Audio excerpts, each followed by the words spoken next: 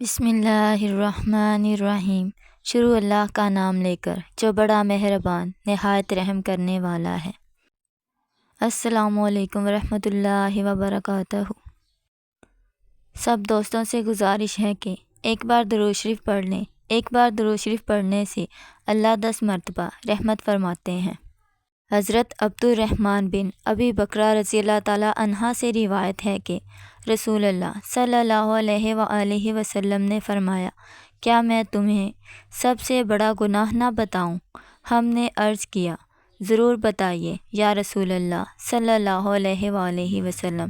آپ صلی اللہ علیہ وآلہ وسلم نے فرمایا کہ اللہ کے ساتھ شرک کرنا اور والدین کی نافرمانی کرنا۔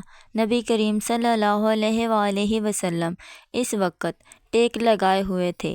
اب آپ سیدھے بیٹھ گئے اور فرمایا، آگاہ ہو جاؤ، جھوٹی بات بھی اور جھوٹی گواہی بھی سب سے بڑا گناہ ہے۔